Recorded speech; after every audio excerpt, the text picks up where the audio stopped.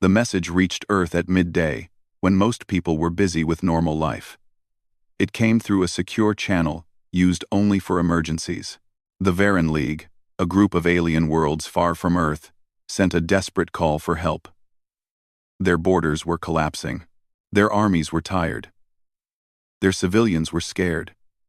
They needed soldiers, any soldiers, to hold the line against the Krethak, a conqueror species known for destroying everything in their path.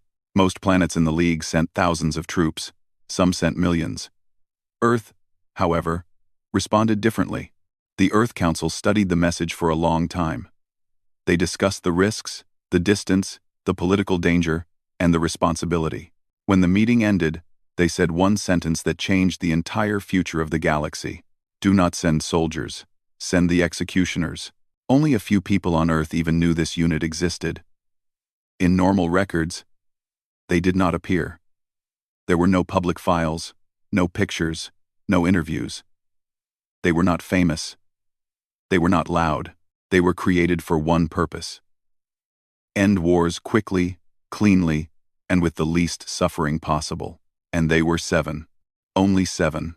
Captain Arden, the leader of the unit, stood on the launch platform as their small transport ship powered up. He looked calm, almost too calm, for a man about to face a war on another side of the galaxy. His team prepared their equipment silently, checking each tool, each device, each weapon that was not really a weapon but something more advanced. A tool to disable, not destroy. Arden finally spoke. We will not start a new war. We will finish an old one. His team nodded. They had trained for years, not in how to fight harder, but how to think faster, how to solve impossible problems, how to face enemies without becoming monsters. Their strength came from discipline, not anger. The ship left Earth and entered the jump corridor. Hours later, it exited near the Varen League's capital world, Varus Prime. Massive ships surrounded the planet, some damaged, some smoking, some nearly falling apart. Medical transports rushed between them. Panic filled the communication channels. The Krethak had attacked again. When the human transport landed, a group of alien officers hurried forward. They expected a large army. They expected thousands of soldiers stepping off massive carriers. Instead, the ramp lowered, and only 7 humans walked out. The aliens froze. One officer blinked and asked slowly, Where is the rest of your army?" Arden stepped forward. His uniform had no medals, no rank symbols, no bright colors. Only a small Earth emblem over his chest. "This is the deployment," Arden said. His voice was calm, clear, and steady. The officer looked horrified. "This must be a mistake. We asked Earth for soldiers. We asked for help. We are facing the Krethak. They have legions." Arden nodded once. "We know. And 7 is enough." The aliens stared at him as if he had spoken nonsense. They whispered among themselves. One muttered, "Is this a joke? Are humans arrogant? Or simply confused?" Another said, "This cannot be real. We are losing worlds. We expected at least a division." Arden did not react to the doubt. He simply said, "Show us the front lines." The alien officers, unsure whether to argue or obey, finally agreed. They guided the humans into a war room filled with holographic maps. Red lights covered most of the display, each light a Krethak-held zone. Blue areas, representing the League, were shrinking fast. An alien general stepped forward. He was tall, silver-skinned, and carried the weight of defeat in his tired eyes. "The Krethak move too fast," he said. "They overwhelm us before we can regroup. We hoped humans would bring numbers. A large ground force. Something to slow them down." Arden studied the map quietly. After a long moment, he pointed to 3 Krethak supply routes. "If these fall, their advance stops." The general sighed. "We know, but those routes are protected by heavy walkers, fortified towers, and thousands of troops." Arden looked at his team.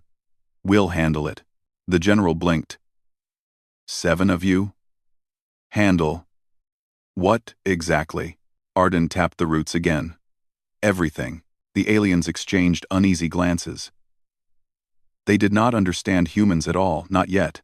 A few hours later, the executioners prepared for deployment. Their equipment was unusual compared to alien technology. Instead of heavy armor, they wore flexible suits that adapted to temperature and environment. Instead of rifles, they carried multi-purpose tools designed to disable machines, scramble signals, and neutralize threats without collateral damage.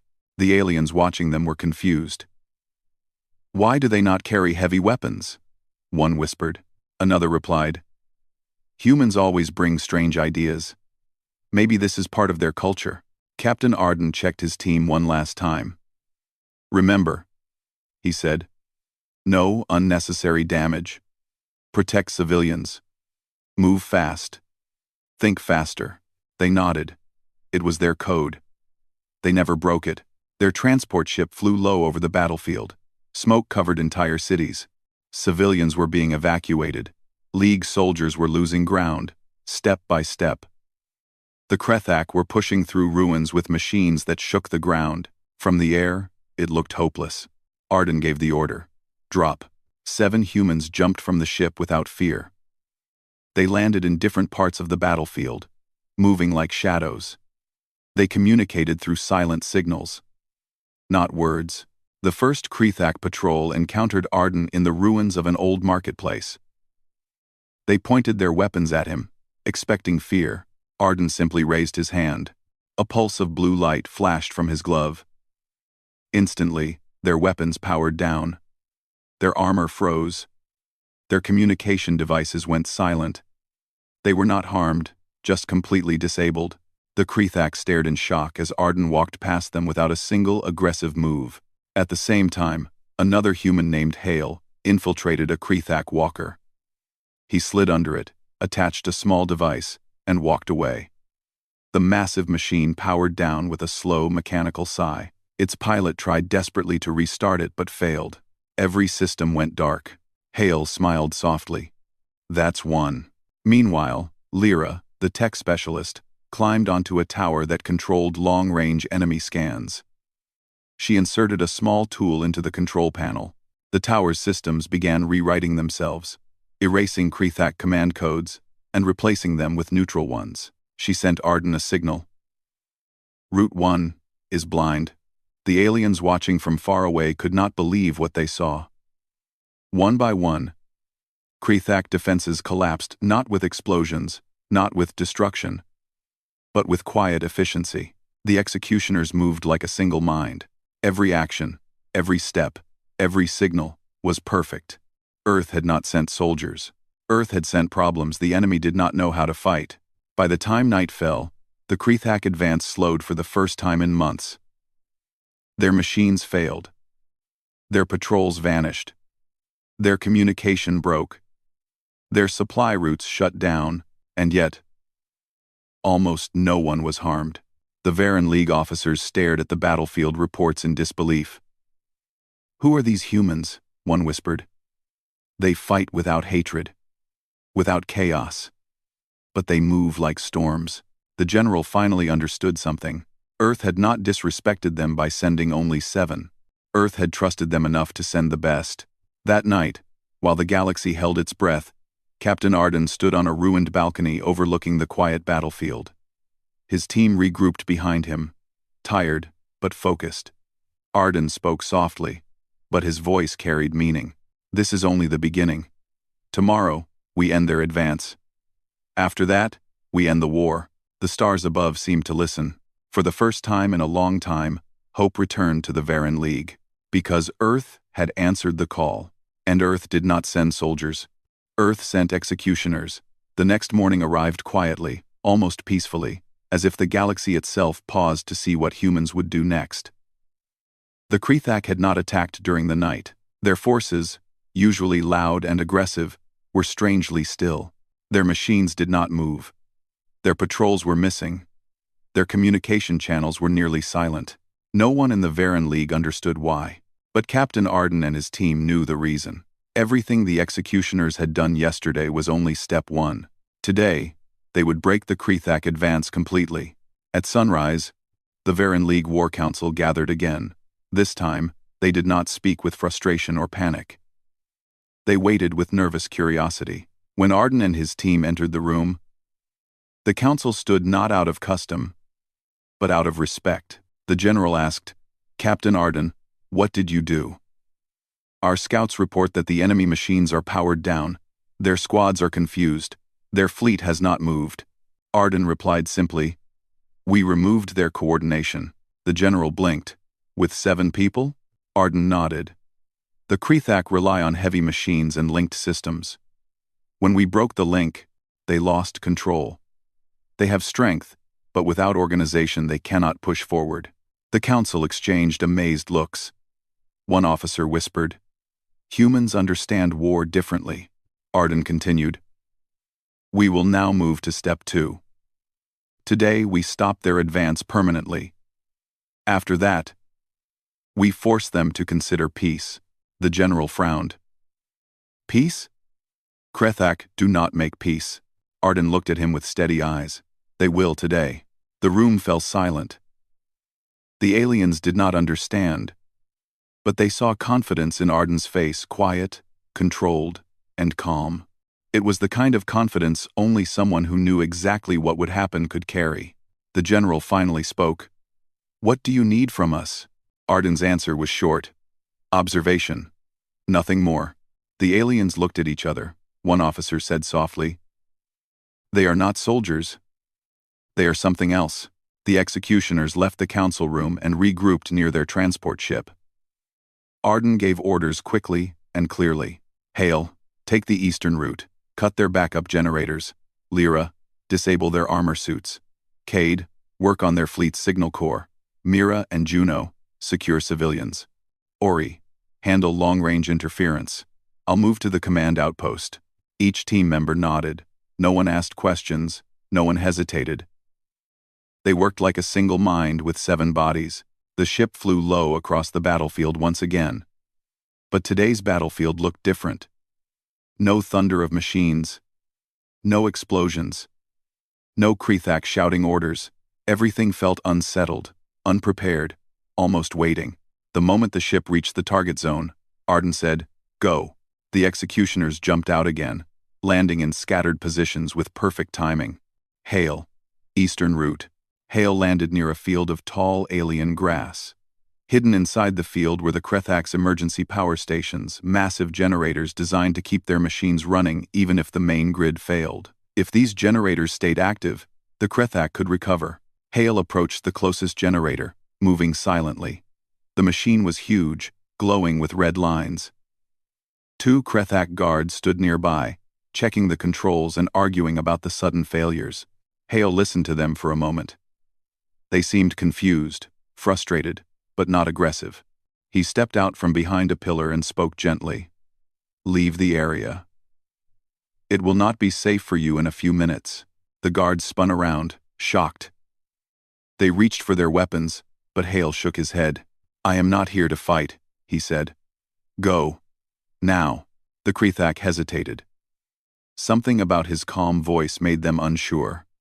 Finally, they backed away and ran. Hale placed a small device on the generator. The lights flickered, dimmed, and went dark. One by one, all backup generators across the field powered down as his device sent a silent command through the network. "Eastern grid offline," Hale reported to Arden. "Lyra, armor suits." Lyra reached the Krethak supply station where hundreds of armor suits were lined up. These suits made their soldiers stronger and faster. But they were poorly protected against electronic attacks. She connected her wrist tool into a central control port and typed quickly. Within minutes, the suits lost their power. Their helmets snapped open. Their boots locked. Their energy shields disappeared. She smiled. "They wanted strength," she whispered. "But they should have secured their systems." She sent Arden a signal. "Armor disabled. Cade, fleet interference." Far above the planet, Cade floated in a small pod near the Krethak's orbital fleet. The ships were huge, dark, and shaped like claws. They were frightening to look at, but they were also predictable. Their communication core sat at the center of the fleet, one small station that controlled everything. Cade activated his tool. A wave of silent interference spread across the fleet. The Krethak ships suddenly lost contact with each other. Their commands turned into static. Their targeting systems went blank. Cade smirked. Fleet blind. Mira and Juno. Civilian protection. Meanwhile, Mira and Juno moved through a small village caught between the armies. The citizens were frightened. Many hid in buildings. Others tried to escape. Mira guided groups of families toward a safer zone, while Juno scanned for hidden dangers. They spoke kindly, offering comfort, not fear. A Varan child tugged at Mira's hand and asked, "Are humans always like this?" Mira smiled softly. "We try to be." They led the civilians to a protected valley and signaled Arden. Civilians safe. Ori. Long-range interference. Ori set up 3 small devices on a hill. When she activated them, a dome of invisible energy spread across the battlefield, blocking Krethak reinforcements from receiving new orders. They could not call reinforcements. They could not coordinate. Ori whispered, "No more surprises." Arden. The outpost. Arden reached the main Krethak command outpost, where their officers tried desperately to restart their systems. He walked through the entrance calmly. Krethak soldiers pointed weapons at him, but their guns powered down instantly, their energy cells empty. Arden raised his hands slightly. "I am not your enemy." The Krethak commander stepped forward, tall and armored. But his armor flickered uselessly. "Human," he growled. "What have you done?" Arden answered softly. "Stopped your advance." The commander hissed. "You cannot stop a war alone." "I am not alone," Arden said. "And we are not here to destroy you. Only to stop the harm." The commander stared at him, confused by the strange human combination of power and mercy. Arden placed a small device on the command table. The holographic map flickered and displayed real-time data. "Your forces are cut off," Arden said. "Your machines are offline. Your suits are disabled. Your fleet cannot hear you. You cannot attack further." The commander clenched his jaw. "So you came to wipe us out?" Arden shook his head. "No. We came to end this war without more suffering." The Krethak looked at him with disbelief. No species had ever shown mercy during war, not like this. No species had disabled them instead of destroying them. No species had offered peace from a position of overwhelming strength. Arden spoke again. "Call your leaders. Tell them we want to talk." Across the battlefield, the executioners regrouped. The Krethak forces were paralyzed, not destroyed. The Varan League officers watched everything from their command center with wide eyes, struggling to understand what they were seeing. One whispered, "This is not warfare. This is surgery." One. Another said, "This is what humans send when they want peace." For the first time, even the Krethak began to feel something unfamiliar. Respect mixed with fear. The galaxy had expected humans to be wild, chaotic, and violent. Instead, they found precision, discipline, and a strange kindness that came from deep strength. Captain Arden sent his final report to the League. Step 2 complete. The Krethak advance is finished. The war was changing not through destruction, but through the quiet force of 7 humans who refused to let innocent worlds fall. The Krethak War Council had not held a meeting in silence for over 100 years. Their species did not believe in quiet, they believed in strength, noise, and intimidation. But today, they sat around a circular table in total silence, staring at the image floating above the holographic screen. The image was of 7 humans. 7 humans who had stopped an invasion force the size of an army. The room felt smaller than usual, as if the walls listened to their fear. General Threx finally broke the silence. "How did 7 of them do this? How did our machines fail? How did our fleets lose control?" His voice shook with confusion, not anger. Another commander said, "They are not normal soldiers. They move with purpose. They fought without destroying our troops. They even protected our civilians. This is not how enemies behave." A third officer whispered, "Maybe we misunderstood humans." The council turned their attention to their captured commander, the one who had met Captain Arden face to face. He stood stiffly, arms crossed, trying to look fearless, but his eyes carried something new. Uncertainty. "Tell us," General Threx demanded. "What did the human want?" The commander hesitated, then answered, "Peace." The room erupted in disbelief. Peace? With their power? Why would they want peace? The captured commander continued. "He said they came to stop the suffering. He did not threaten us. He did not insult us. He simply showed us that we could not win this war." The council fell silent again, this time with worry. Meanwhile, on the League side of the front, the Varen leadership watched their screens as the executioner's effects spread across every Krethak outpost. Machines stopped. Weapons shut down. Patrols were stuck. Krethak soldiers waited in confusion, unsure what to do without orders. And for the first time in many months, no worlds fell. In the main command room, the Varen general stared at the holographic updates with awe. A single human unit did this. Stopped an empire. His assistant replied quietly. "We asked Earth for soldiers. They sent something far more." The executioners wait. Back on the ground, Arden and his team stood on a tall ridge overlooking the quiet battlefield.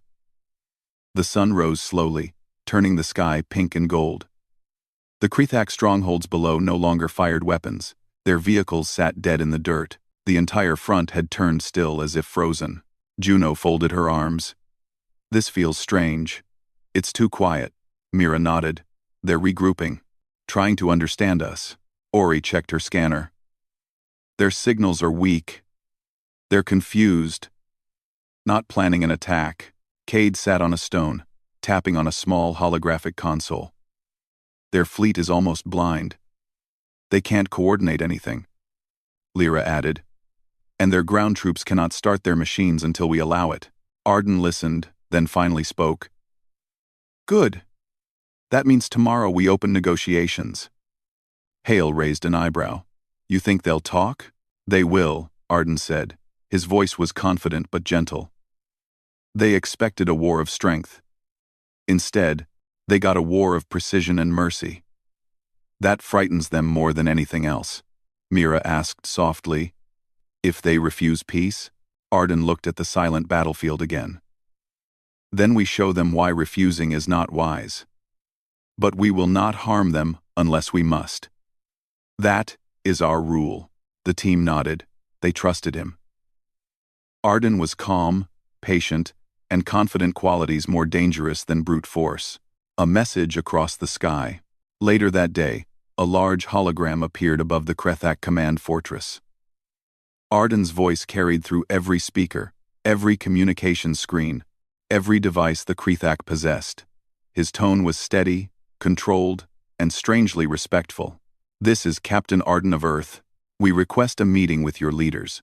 We do not seek destruction. We seek an end." The Krethak soldiers stared at the sky, shocked. They expected threats, anger, demands. Instead, the humans sounded almost peaceful. General Threx received the message inside his fortress. He growled. "He wants a meeting? With us?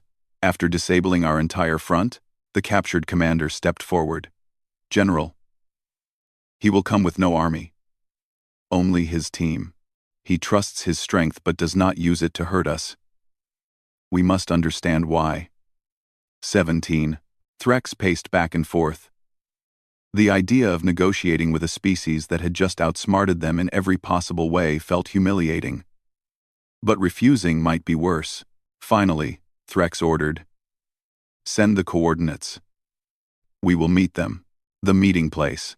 The meeting was arranged in a vast desert plain between both sides. The land was dry, cracked, with tall pillars of rock rising from the sand. It was neutral ground. No buildings, no machines, only wind and silence. The Krethak arrived first, walking in a long line. Their armor was useless now, flickering every few steps. Their helmets stayed open. Their weapons powered down instantly the moment they held them, a sign of human precision, a reminder of human control. Then Arden appeared over the ridge, walking calmly with his team. They were not armed. Their hands were visible. They came as diplomats, not conquerors. But even without weapons, the Krethak felt a chill. These 7 humans had defeated thousands, yet they walked as if they carried no ego at all. Arden approached the center of the plain. The Krethak commanders stepped forward, tense and cautious. General Threx spoke first. "Human, you have disabled our armies. Why not destroy us? Why wait?" Arden answered calmly, "Because we do not destroy those who can still choose a better path. You can stop this war. Your people do not need to fall. Neither do ours." The commanders exchanged whispers. No species had ever spoken to them with both power and kindness. Normally, enemies shouted threats. Arden did the opposite. Threx tightened his fists. "What do you want from us?" Arden pointed to a map projected from a small device. It showed the Krethak territory, the League territory, and all the planets affected by the war. "First, you stop advancing. Second, you pull back from the captured border worlds. Third, we create a peace table with Earth and the League." Threx's eyes widened. "You ask us to surrender?" "No," Arden replied softly. "I ask you to choose peace." The words hung in the air like a strange force. The Krethak had always believed surrender was weakness. But humans offered a different kind of strength. A strength based on control, discipline, and responsibility. One Krethak officer asked in a quiet voice, "Why do you care if we suffer? You could crush us." Arden's answer was simple. "Because humans learned long ago that power without compassion makes monsters. We refuse to become monsters." The Krethak fell silent. For the first time, they felt something new. Honor toward another species. A test of intent. General Threx stepped closer, studying Arden carefully. "If we accept peace, will Earth leave us alone?" "Yes," Arden said. "We only intervene when innocence is at risk. If you respect the borders, we have no reason to fight you." Threx thought for a long time. His eyes shifted between Arden's calm face and the 6 humans behind him. None of them looked afraid. None looked proud. They looked steady. Finally, Threx asked the question all Krethak wanted answered. "What happens if we refuse?" Arden's answer was quiet but carried the weight of truth. "Then I will stop you myself. Not your species. Not your empire. You. And you know I can." The wind stopped. The Krethak commanders froze. No threat. No shouting. Just a fact delivered with calm certainty. That was human strength, the kind that needed no loud voice. The first crack in the war. Threx finally inhaled deeply. His species respected strength above all. And Arden had shown more strength than any force they had ever faced. Yet the humans did not exploit that power. They used it to offer something the Krethak never expected. A second chance. Threx looked at Arden with new eyes. "I will speak with my council. But I begin to understand humans now." Arden nodded. "That is enough for today." As the Krethak left the meeting ground, their footsteps were slower, not defeated, but thoughtful. On the ridge, Mira whispered, "Do you think they'll accept peace?" Arden watched the Krethak disappear into the distance. "Yes. They are afraid of us, but they also respect us. And respect can shape peace." Cade grinned. "And if they don't?" Arden answered softly. "Then tomorrow we show them why refusing peace is not wise." The team nodded in quiet agreement. The battlefield remained silent. But the galaxy was changing. Because the Krethak had finally met a force stronger than fear. They met humans. And humans brought peace with hands capable of war, but hearts unwilling to use it unless absolutely needed. The desert plain remained quiet long after the Krethak commanders walked away. The sand carried only the soft sound of wind. Arden and his team stood silently for a moment, watching the distant figures shrink until they were gone. Juno broke the silence first. "So now we wait?" Arden nodded. "Yes. They need time to discuss. They need to accept that strength is not only measured by destruction." Mira smiled softly. "Humans learned that the hard way." Arden gave a small nod. His eyes held a memory, one he never talked about. But the team understood. Their unit existed because Earth had once suffered too much. They became a force shaped not by desire for power, but by refusal to repeat old mistakes. Ori scanned the area. Krethak movements are slow. They are not preparing for battle. Good, Arden said. Hope grows in quiet moments. The team returned to their temporary camp on the ridge. Below them, the battlefield remained frozen. Machines that once shook the ground were silent. Towers that once shot fire were empty. The smell of burning metal had faded, replaced by the calm of early dusk. The galaxy, for the first time in months, was breathing again. The Krethak decision. Inside the Krethak command fortress, the War Council gathered in a large stone hall. The air vibrated with tension. General Threx stood at the center, facing the rows of commanders. "We met the humans today," he began. "They came with no armies, no ships, no threats. They came with certainty, calmness, and control. They disabled us without causing widespread harm." Some commanders growled with shame, but Threx raised a clawed hand. "These humans, they do not fight like us. They do not act like conquerors. They hold power but refuse to use it without reason. This makes them more dangerous than any enemy we have ever faced." The room fell silent. Threx looked at each commander slowly, letting his words settle. Strength without mercy is common. Strength with mercy is something rare and far more powerful. A younger commander asked, "Do you believe their offer of peace is real?" Threx nodded. "Yes. I saw no deceit in their eyes. They want this war to end.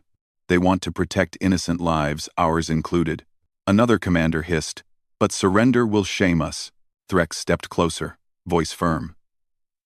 "Living in peace is not shame. Destroying ourselves for pride is shame." The room fell quiet again. Krethak culture respected strength, but they also respected leaders who understood when change was needed. After a long silence, Threx spoke the decision. "We will negotiate. Peace talks begin." The next morning, 2 large tents were set up in the desert plain. One for the Krethak, one for the Varen League. A neutral space in the center held a circular table carved from stone. Arden had suggested something natural, something simple, something without symbols of war. Arden and his team arrived first. They walked calmly, their steps steady. They wore no armor. They carried no visible weapons. They came as witnesses, not fighters. Soon after, the Krethak Council approached.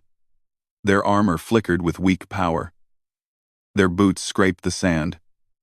But their faces looked calm, like a species ready for change. The Varen League's leaders arrived last, standing tall and proud, but also showing a deep respect for the humans whose actions saved their worlds. When all sides were seated, Threx looked at Arden. "You said humans want peace," the Krethak general began. "We are here to listen."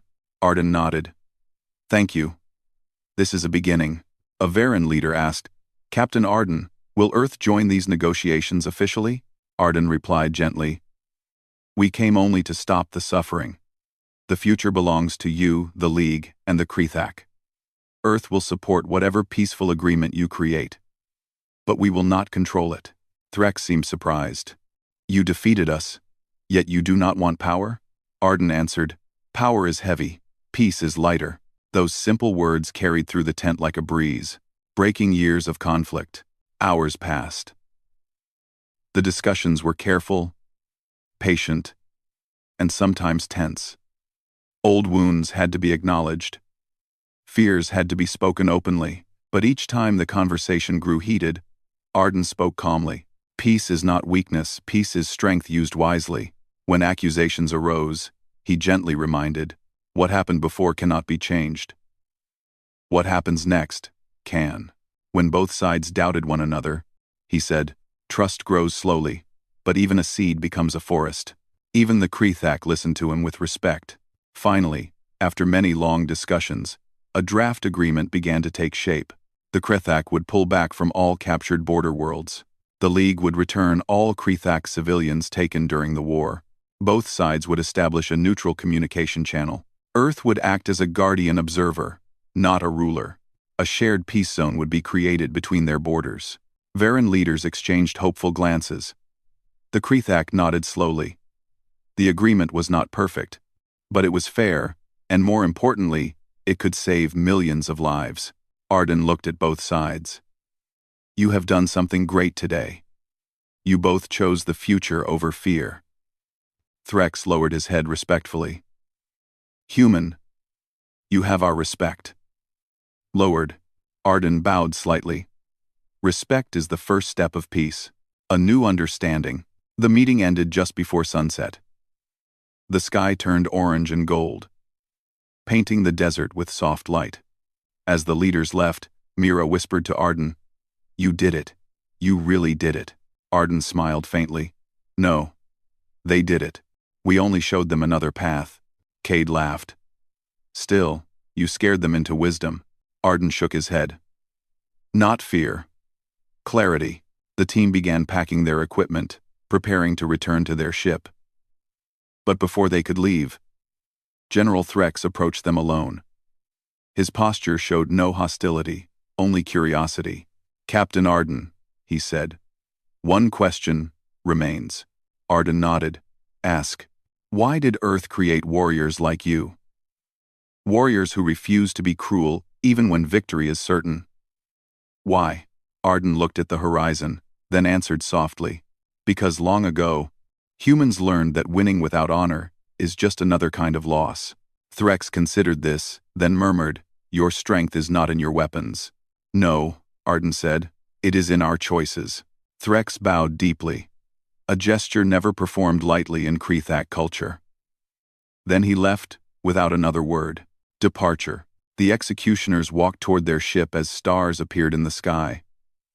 The battlefield that once felt heavy with fear now felt open and peaceful. Ori looked around. "The galaxy will never see humans the same way again," Juno agreed. "They asked for soldiers. They expected numbers. Instead, we gave them something else." Mira smiled. "We gave them an example." Arden paused at the ramp of the ship. "We gave them a future." The team boarded the vessel. The engines hummed softly. Dust swirled beneath them as they lifted off. The desert plain grew smaller and smaller until it became a calm stretch of gold far below. As they ascended into space, Arden made one final transmission to the Varen League and the Krethak Council. "The war is over. Honor your peace, protect your people, and respect your borders. Earth stands ready if you ever need help again, but not as conquerors, as guardians." The message echoed through the stars. The galaxy remembered. When they asked Earth for soldiers, Earth sent something far greater. Earth sent executioners who fight only to end fighting. And in doing so, humanity earned the respect of species who once feared them, the trust of worlds who once doubted them, and a place in history as protectors, not destroyers.